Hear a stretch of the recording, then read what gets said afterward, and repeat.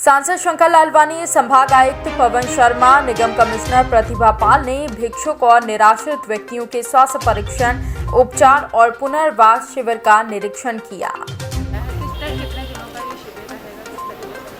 Basically जो निगम का mandate है जिसमें भिक्षुकों का पुनर्वास किया जाना है, उसी के तहत ये शिविर का आयोजन किया गया है। और इस शिविर के आयोजन के लिए हम लोगों ने ये तय नहीं किया है कि ये कितने दिन चलेगा। बेसिकली इसका जो मैंडेट है वो जितने भी ऐसे वृद्ध और असहाय लोग हैं जो फुटपाथ पे रहते हैं, जिनका कोई घर नहीं है, या कई बारी आज के जो लोग आए हैं उन्हें देखकर हम लोगों को ये भी लग रहा है कि चरणबद्ध तरीके से भी उनसे ये काम भिक्षावृत्ति का कराया जाता है, ऐसे भी लोग आइडेंटिफाई हुए हैं। तो सबसे पहले जो 60 वर्ष से ऊपर के लोग हैं या जो वृद्ध हैं, असहाय हैं, उन लोगों को उठा करके यहाँ लाना, उनको रेस्क्यू करना, उसके बाद यहाँ पर लाकर उनका मेडिकल परीक्षण करना और फिर ये डिसाइड करना कि कौन से लोग ऐसे हैं जिनको इमीडिएट मेडिकल असिस्टेंस की ज़रूरत है। इसके अलावा जो लोग रहेंगे जिनको वृद्धाश्रम भेजा जाना है, या हो सकता है कि कुछ लोग किसी कन्फ्यूज़न की वजह से या समन्वय ना हो पाने की वजह से, कम्युनिकेशन ना हो पाने की वजह से अपने घर से दूर रहे हों, उन लोगों को उनके घर वापस भेजा जाएगा। और कुछ लोग जो बचेंगे जिनका कोई घर नहीं है, कोई परिजन नहीं है, उनको वृद्धाश्रम और अन्य जो भी उनके लिए सूट करेगा उनकी डिमांड के अनुसार या उनकी स्थिति के अनुसार, उसके अनुसार हम लोग ये व्यवस्था करेंगे। उद्देश्य ये है कि इंदौर शहरी सीमा जो है उसमें कोई भी ऐसे लोग जो असहाय हैं, वृद्ध हैं या दिव्यांगजन हैं, उनमें से कोई भी लोग इन परिस्थितियों में ना रहें जिसमें वो खुद रहना नहीं चाहते और किन्हीं दूसरे कारणों की वजह से वो इन परिस्थितियों में फंसे हुए हैं। जो मेडिकल परीक्षण हो रहा है उसमें जो प्रिलिमिनरी परीक्षण है वो टेम्परेचर का और जो ऑक्सीजन सैचुरेशन है इसी का हो रहा है। और अगर किसी में भी कोई सिम्टम्स मिलते हैं तो डेफिनेटली हम लोग कोविड का भी टेस्ट कराएंगे। ओके। जैसा आप लोगों को पता होगा, आज से लगभग 2 सप्ताह पूर्व, लगभग 3 सप्ताह पूर्व ऑपरेशन दीनबंधु आरंभ किया गया था।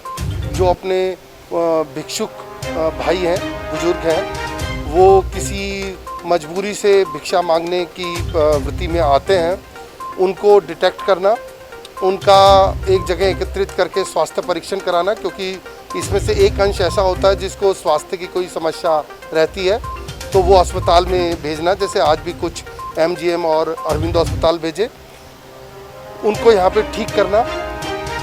उसके बाद टफ पोर्शन जो है वो उनको काउंसल करना, उनको समझाना। उन कुछों के तो परिवार वाले होते हैं, उनको भी समझाना, और जिनके परिवार नहीं है उनको वृद्धाश्रम में लेके जाना। वो एक कठिन काम है जो निरंतर रोज़, समझ लीजिए, रोज़ बात करना, रोज़ समझाना। इसमें हम NGOs का भी उपयोग कर रहे हैं। तो मुझे लगता है इन सब चीज़ों से हम भिक्षावृत्ति को रोकने में मदद होगी और जो संख्या है उसको हम 0 तक ले जाने का प्रयास करेंगे।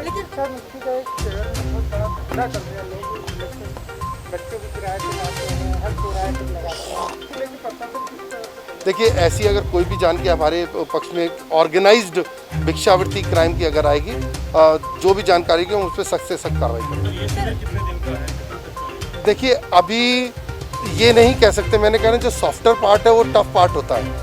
एक तो आसान पार्ट है कि नहलाना, धुलाना, रखना और इलाज कराना। इलाज में ठीक है, अगर मरीज है तो उसको 10 दिन लगेंगे, वो एक अलग विषय हो गया।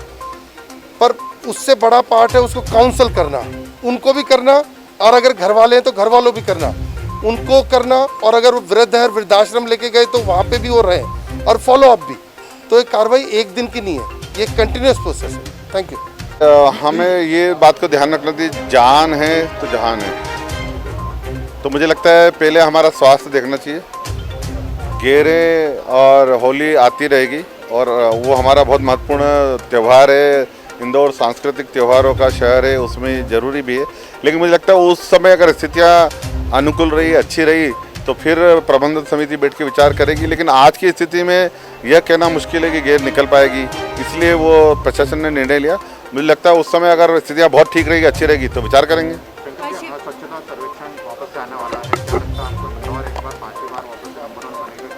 देखिए, इंदौर की जनता ने मन बना लिया है कि हमेशा स्वच्छता में नंबर 1 4 बार आए हैं और 5वीं बार भी पूरा प्रयास कर रहे हैं। मुझे लगता है कि प्रशासनिक स्तर पर और जनता के स्तर पर दोनों ने मन बनाया। अब हम स्वच्छता में पंच जरूर लगाएंगे। लोगों की बात हो रही है, इसी के चलते युवाओं की और बुजुर्गों को तो सहारा देने संबंधी नगर निगम ने ठोस पहल की है, अब तक की सबसे सराहनीय पहल कही जा सकती है, क्या कहेंगे? देखिए, मैं बताना चाहूँगा, नगर निगम ने पहले ही माननीय मुख्यमंत्री का जो विजन प्लान के लिए हम बैठे थे, तब नगर निगम ने ये योजना उसमें ली थी और उसके अनुसार उन्होंने कार्य भी प्रारंभ कर दिया था, सर्वे का और अन्य का। इस बीच में घटना हुई, दुखद घटना हुई और उसके बाद ऐसा लगा शहर को कि नगर निगम अब काम शुरू कर रही है, जबकि नगर निगम ने पहले से काम शुरू कर दिया था और उसकी प्लानिंग भी चल रही थी।